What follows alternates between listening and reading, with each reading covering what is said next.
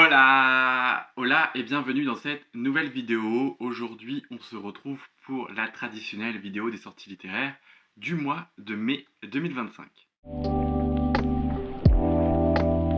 Bienvenue dans cette toute nouvelle vidéo. J'espère que vous allez très bien dans un premier temps. Moi, c'est Nacha, si vous me découvrez grâce à ces vidéos de sorties littéraires. Je l'ai fait depuis quelques mois déjà maintenant, mensuellement, parce que j'aime beaucoup fouiner et regarder les sorties. Donc, si vous appréciez ce type de contenu, n'hésitez pas à vous abonner, hein, ça fait toujours plaisir. Et je vais le dire là maintenant, je présente uniquement des sorties qui m'ont tapé à l'œil, qui me tentent, mais aussi je fouine les petites sorties qu'on ne voit pas partout tourner sur les réseaux sociaux. Donc j'évite les grosses maisons d'édition, à moins que moi je sois sûr de les acheter ou vraiment genre ça me hype et tout, parce que ça arrive par moment. Mais tout ce qui est grosse maison d'édition, en vrai on les voit assez tourner sur les réseaux sociaux. Donc je prends parti pris de présenter les auto-édités par exemple que je vais pouvoir découvrir, les petites maisons d'édition qui sont moins mises en avant sur les réseaux sociaux et que tout le monde voit pas passer. Je ne présente pareil pas de tome 2 si je n'ai pas lu le tome précédent. En fait, même si j'en ai très envie, voilà, j'essaie d'épurer un maximum.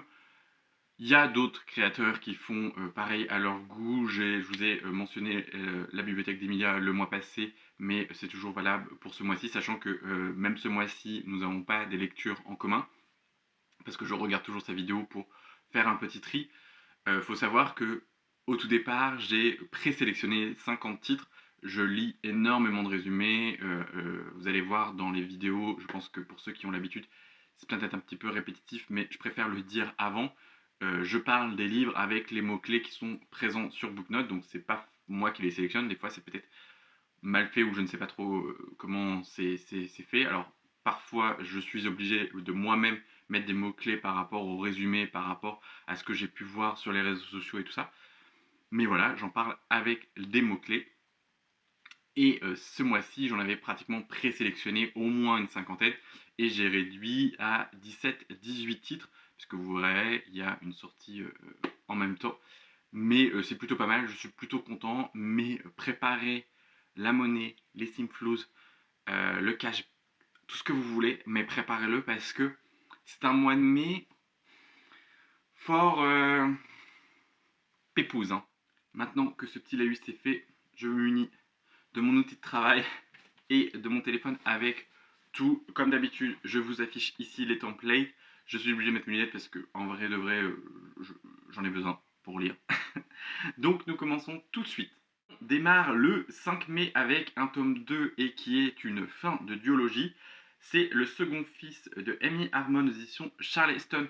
Le tome 1 est sorti très récemment en version poche, mais en fait il est sorti que en relié, ce qui est fort dommage. Moi j'avais gagné le tome 1 grâce à un concours, donc j'avais pu en profiter. Je l'ai écouté en audio au mois d'avril parce qu'on savait que le tome 2 allait sortir au mois de mai avec Emmeline, et j'avoue que ça a été une réelle surprise ce premier tome, mais euh, je veux pas vous spoiler, mais il y a dans le tome 2 pour mots-clés Dark Romance, et j'avoue que ça nous a quand même pas mal freiné. Je vous ai remis les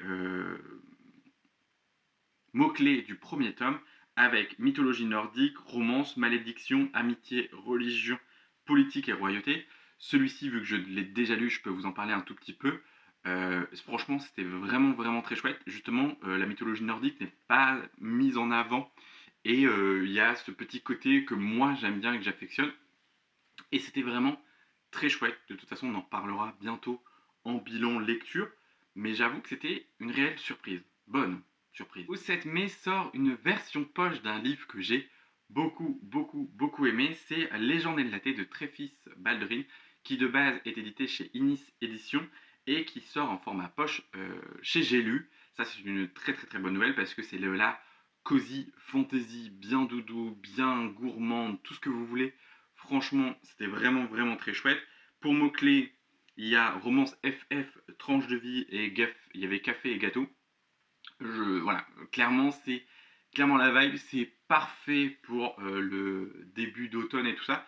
Mais si vous n'êtes pas un season reader, clairement, c'était vraiment très chouette. Les gens de Naté, franchement, vraiment, vraiment très, très, très, très cool. Ensuite, nous restons au 7 mai avec une sortie de Marine Carteron, qui est une autrice francophone, avec Les Effacés aux éditions Rouergue. Je suis pas spécialement emballé par la couverture. Je la trouve cohérente avec le résumé, mais je ne suis pas plus emballé que ça. Mais c'est Marine Carteron. J'ai beaucoup aimé Palace de la même autrice. Donc, clairement, ça me tente. Il y a pour mots-clés art, peinture, musée d'Orsay, passés oubliés. Et peut-être que ça va être féministe, parce que connaissant Marine Carteron, voilà, sachant que dans le résumé, on nous dit bien qu'en gros, on va parler des femmes derrière les peintures, des femmes dans la peinture qui ont évidemment été oubliées, effacées par l'histoire. Donc, ça promet une bonne lecture. Nous passons au 8 mai avec peut-être la sortie vraiment qui me comble de joie pour ce mois de mai. C'est l'intégrale de Moine, Histoire de moines et de robots de Becky Chambers aux éditions La Talente. De base, c'est une duologie en 2 petits livres et là, ils ont décidé de la réunir dans une très belle édition que je trouve sublime euh, avec l'intégrale quoi. Et bah, c'est Becky Chambers, donc évidemment que je trouve trop beau, je le je veux relire. Voilà, voilà c'est mon achat plaisir du mois de mai, mais voilà, sachez que je vais le prendre, ça c'est sûr. Et pour mots-clés, il y a SF positif, l'histoire de moines et de robots. On va y suivre frère Dux qui, Yel, va décider de changer de vie et devenir moine de thé. Ça veut dire traverser avec sa petite caravane dans les contrées, tout ça. Donc on est dans un post-apo avec une communauté qui s'est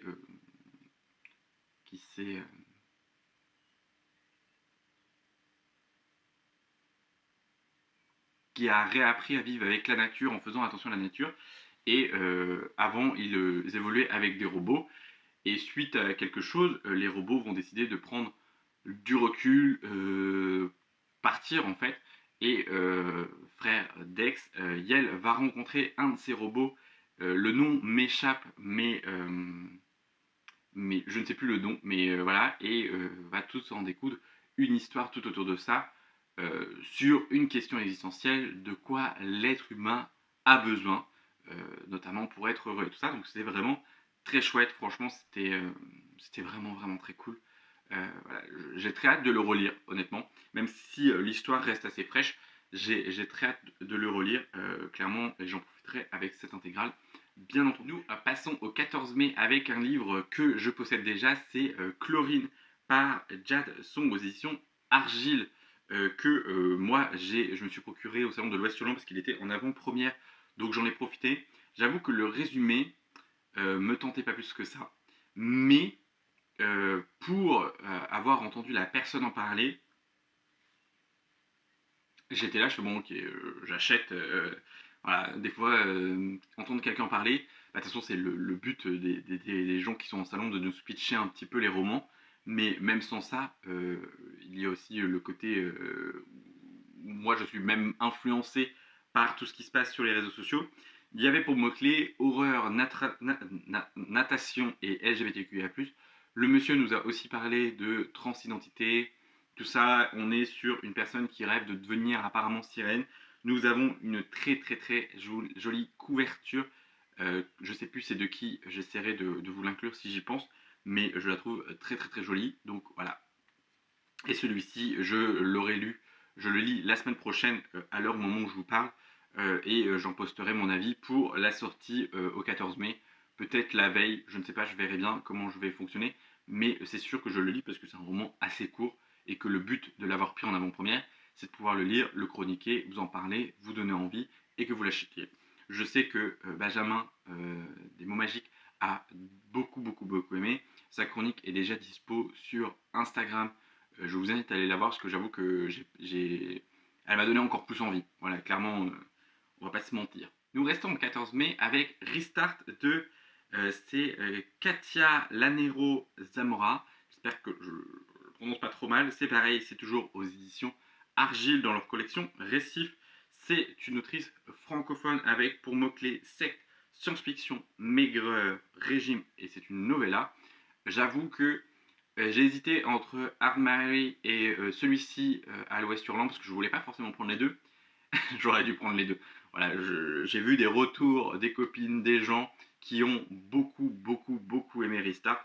Donc maintenant, j'ai évidemment très envie de le découvrir, hein, bien évidemment, parce que Emeline a beaucoup aimé, Lucie aussi. Donc clairement, j'ai hâte. Alors oui, il y a des trigger warnings, donc évidemment, faites très attention à vous si c'est des sujets qui vous touchent personnellement.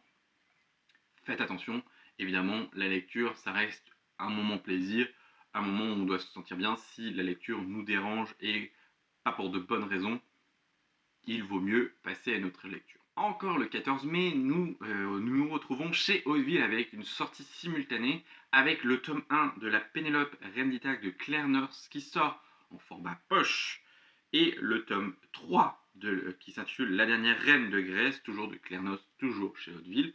Moi, je dois lire le tome 2 parce que j'ai le tome 2 dans ma palle et je suis content parce que du coup ça voudra dire qu'on va pouvoir enchaîner avec le tome 3 et finir cette trilogie. Nous avons pour mots-clés Antiquité, mythologie grecque. Bien évidemment, vu que j'ai lu le tome 1, Pénélope, reine d'Ithaque, de quoi ça va parler? Eh bien, on va parler de Pénélope, la reine d'Ithaque, en l'absence d'Ulysse et de tous les courtisans qui tournent un petit peu autour d'elle. J'avoue que j'avais mis un peu de temps à le lire, parce qu'on avait voulu le lire en lecture commune avec Pénélope, Lucie et je sais plus qui d'autre. Mais je sais que, et moi j'étais un petit peu à la ramasse, parce que c'est un récit qui demande un petit peu d'être impliqué, mais c'était vraiment très cool. Voilà, si vous aimez la mythologie grecque, franchement, c'est que ça. C'est très bien écrit. Voilà, moi j'ai adoré. J'ai hâte de lire le tome 2 qui se concentre pardon, un peu plus sur Ulysse apparemment. J'ai un peu peur, mais il faut voir un peu aussi ce point de vue. Je fais confiance en l'autrice pour me faire passer quand même un très bon moment. Le 15 mai, on se retrouve avec un roman graphique par Angèle Delannoy, Cœur de Pierre. Illustré, c'est par Dorian Daniel Sen. C'est aux éditions Unique Graphique que je ne connais absolument pas, mais j'avoue que c'est la littérature québécoise, donc c'est peut-être une maison québécoise que je ne connais absolument pas, avec pour mots-clés intimidation, rejet social. On est sur un résumé qui était assez court. Nous sommes avec un garçon que tout le monde ignore, je dis un garçon, mais probablement pas, une personne que tout le monde ignore, que tout le monde rejette, et tout ça. Donc, je pense que c'est nécessaire de lire ce genre de contenu pour peut-être un public plus jeune, pour se rendre compte des fois de ce qu'on peut dire, faire et tout ça. Et je sais pas, en vrai de vrai, il m'a intrigué. Je n'ai pas réussi à trouver d'image du contenu, mais j'avoue que peut-être si je le vois en librairie, je le feuilleterai. Malheureusement, peut-être que vu que c'est de la littérature québécoise, à part en ligne, peut-être je ne vais pas le trouver ailleurs. Nous restons au 15 mai et toujours avec un graphique. Origins, c'est aux éditions 404. Je vous laisserai lire la liste parce qu'il y a plusieurs, c'est écrit à plusieurs mains. Et du coup, je ne veux pas vous énumérer la liste parce qu'elle est assez longue. Il y a pour mots-clés, et vous en doutez que franchement ça a bien matché avec moi, monde post-apocalyptique, science-fiction, intelligence artificielle, humanité et survie. Déjà, cette couve, je suis fan du personnage. Et il y avait comme phrase aussi dans le résumé, naviguant avec brio entre la planète des singes de Pierre Boulle et Newark de Stephen Wong, origine, inverse les rôles sur les origines de la vie, un récit de science-fiction bio-punk explorant l'ubrisme et l'arrogance humaine. Voilà. Il m'en fallait pas plus, honnêtement, il m'en fallait pas plus pour être convaincu. Et puis voilà, je crois que c'est les deux seuls romans graphiques de cette sortie littéraire que j'ai pu repérer. Après, il y a pas mal de suites, mais sachant que je n'ai ni commencé ni lu, voilà, ou alors je vous ai déjà parlé des Thomas dans les précédentes sorties littéraires, donc on va pas les représenter là. Au 15 mai, toujours, nous avons Soma de Florian Soulas aux éditions Robert. C'est pas. Si, c'est Robert Laffont avec leur collection Ailleurs. et demain. C'est une autrice francophone, bien évidemment, et il n'y avait pas de mots-clés. C'est un roman assez court, mais c'est un roman de cyberpunk féministe, et j'aime beaucoup cette couverture. Florian Soulas, je pense qu'on ne la présente plus. J'avoue que je ne l'ai pas encore découverte, il ne me semble pas. Donc il serait peut-être temps, et j'avoue que celui-ci me fait énormément de l'œil. J'avais bon espoir qu'il soit présent en avant-première à l'Ouest Hurlant, malheureusement, mais ça ne veut pas dire que le 15 mai, je ne me le procurerai peut-être pas. Nous passons enfin au 21 mai avec une sortie poche, Le Trône de Jasmin de Tasha Suri aux éditions Le Livre de Poche, qui sort. Je ne sais pas si vous vous souvenez des couvertures qui avaient fait un peu polémique, ultra criarde et tout, que moi j'aimais bien, mais voilà, moi j'avoue que il m'intriguait ce récit. Donc là il sort en poche, donc c'est peut-être l'occasion avec pour mots-clés nature, magie, romance FF et high fantasy. J'avoue que voilà, j'en ai entendu du bien, des bons retours et tout ça, donc je pense que les gens vont être ravis parce qu'apparemment c'est la couverture VO, même si moi je suis un peu moins fan. Je préférais, moi j'aime pas les personnages sur les couves, ça dépend en fait, mais j'ai un peu de mal parfois et je préférais moi les trucs plus clinquants. Et c'est mon avis à moi.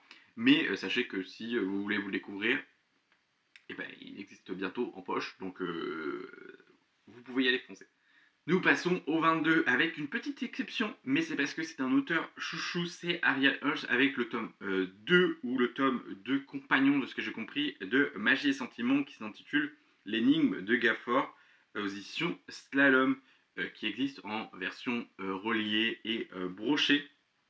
J'ai remis les mots-clés du premier tome, Steampunk, Fantasy, Mage, Romantasy et Uchronie.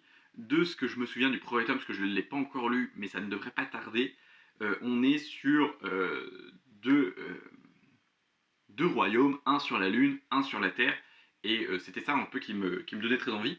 Je me suis pas encore penché dessus parce que bien évidemment, bah des fois, voilà, je sais pas pourquoi, mais il est disponible même à ma médiathèque, donc peut-être que je me l'emprunterai avant de l'acheter en me disant, parce que là ce mois de mai, j'ai pas mal d'achats prévus, donc on va se calmer, mais j'avoue que je suis fort fort fort tenté quand même.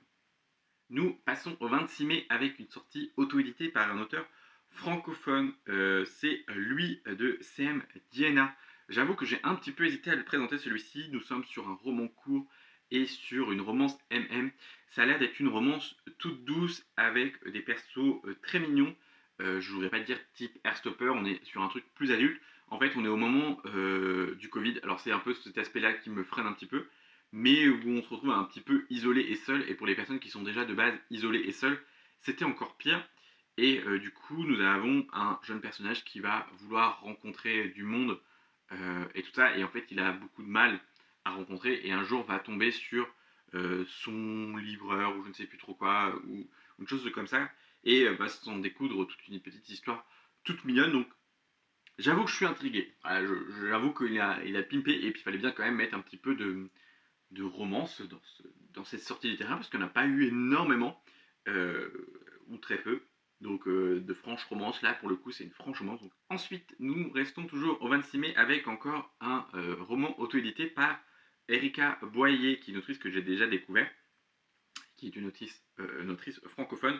Elle revient avec à vol de souvenirs qui est de la poésie autour des pour mots-clés avec amour, suicide, musique, amitié, violence et dépression.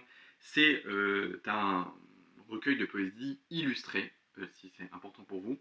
J'avoue que les mots-clés m'ont un petit peu intrigué. Donc voilà, je le mets. Passons en ce dernier jour, 28 mai. C'est les dernières sorties que je vais vous présenter avec une sortie poche qui, moi j'ai déjà lu. C'est Date Me Bryson Keller qui est de base édité chez Corrigan mais qui sort en format poche. C'est les éditions City Edition de Kevin Van White. Si vous avez aimé Airstopper, c'est clairement la vibe Airstopper à fond. On est sur, pour les mots-clés, adolescence, parce que ça se passe au lycée ou fac. Enfin, c'est un peu américain, donc je ne sais plus. Mais je crois qu'ils sont quand même majeurs, je ne sais plus bien. Mais voilà, c'est la romance smut free. Pour l'avoir lu, j'ai adoré. J'ai adoré. Nous avons un jeune homme qui s'appelle. Nous avons nous avons un jeune homme qui s'appelle Bryson, qui est la star du lycée du football américain, voilà, le typique et tout ça, et qui décide lors d'une soirée que lors de sa dernière année, alors je crois que c'est fac ou le lycée, mais je ne sais plus, mais en gros, parce qu'il est tellement populaire, va décider de tous les, toutes les semaines sortir avec une personne différente. Donc c'est vraiment sortir au premier terme de ce que quand on était plus jeune, ça veut dire se tenir la main, être en présence de la personne. Il n'y a pas de bisous, il n'y a pas de tout ça parce que c'est vraiment genre juste être ensemble pendant une semaine, avoir l'honneur de sortir avec Bryson. Et nous avons notre personnage principal qui lui est gay, ouvertement gay, qui lui crush pas mal sur Bryson, mais va décider de mettre son nom parmi les gens. Et comme vous en doutez, son nom va finir par sortir. Et du coup, Bryson va devoir faire semblant de sortir avec un garçon, parce qu'il a dit en fait que bah il n'a pas mentionné que c'était exclusivement pour les filles, donc bah pourquoi pas, why not. Et après, je vous laisserai découvrir par vous-même. J'avoue que moi, j'avais beaucoup aimé. Je l'avais acheté à sa sortie parce qu'il me faisait de l'œil. Et j'avoue que j'avais passé un très bon moment. Et en plus, là, il sort en format poche. Donc, clairement, voilà, je serais à deux doigts de le racheter en format poche. Comme ça, je me dis, dans la bibliothèque, ça fera plus de place.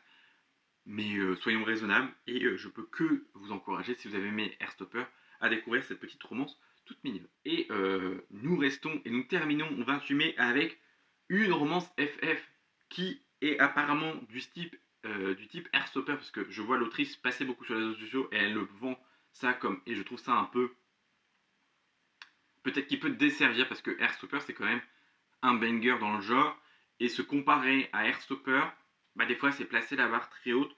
Moi je vous dis, Date Me Bryson Keller, ça ressemble à Airstopper parce que je l'ai lu, je sais de quoi je parle. Là nous avons Rien n'est parfait chez Scrineo, romance de Alex Amber, qui sort, et j'avoue que j'espère que c'est aussi bien que Heartstopper, puisqu'elle dit tout le temps, et c'est une autrice francophone, elle le dit tout le temps que c'est comme Heartstopper, c'est comme Heartstopper, mais en version romance FF.